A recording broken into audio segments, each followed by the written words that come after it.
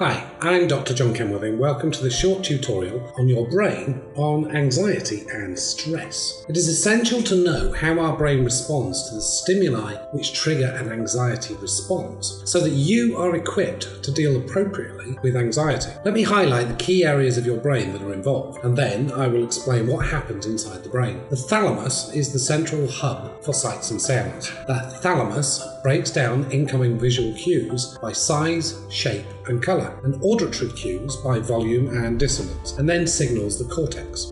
The cortex then gives raw sights and sounds meaning, enabling you to be conscious of what you are seeing and hearing. And I'll mention here that the prefrontal cortex is vital to turning off the anxiety response once the threat has passed. The amygdala is the emotional core of the brain, whose primary role is to trigger the fear response. Information passing through the amygdala is associated with an emotional significance. The bed nucleus of the stria terminals is particularly interesting when we discuss anxiety. While the amygdala sets off an immediate burst of fear, the BRST perpetuates the fear response, causing longer-term unease typical of anxiety. The locus coeruleus receives signals from the amygdala and initiates the classic anxiety response: rapid heartbeat, increased blood pressure, sweating, and pupil dilation. The hippocampus is your memory center, storing raw information from the senses, along with emotional baggage attached to the data by the amygdala. Now we know these key parts. What happens when we are anxious,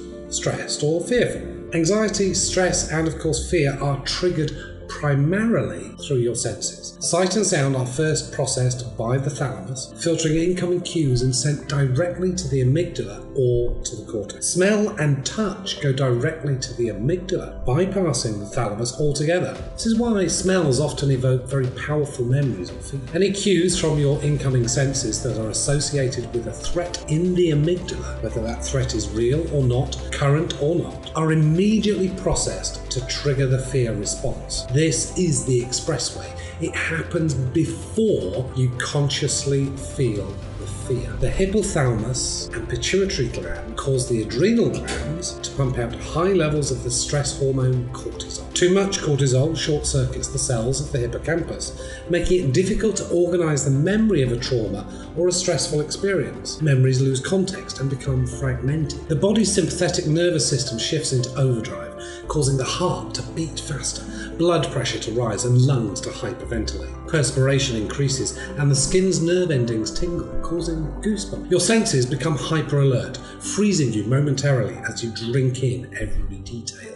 Adrenaline floods to the muscles, preparing you to fight or run away. The brain shifts focus from digestion to focus on the potential dangers, sometimes causing evacuation of the digestive tract through urination, defecation, or vomiting. Heck, if you're about to be eaten as someone else's dinner, why bother digesting your own? Only after the fear response has been activated does the conscious mind kick in. Some sensory information takes a more thoughtful route from the thalamus to the cortex. The cortex decides whether the sensory information warrants a fear response. If the fear is a genuine threat in space and time, the cortex signals the amygdala to continue being on alert. Fear is a good, useful response essential to survival. However, anxiety is a fear of something that cannot be located in space and time. Most often, it is that indefinable something triggered initially by something real that you sense, but that in itself is not threatening, but it is associated with a fearful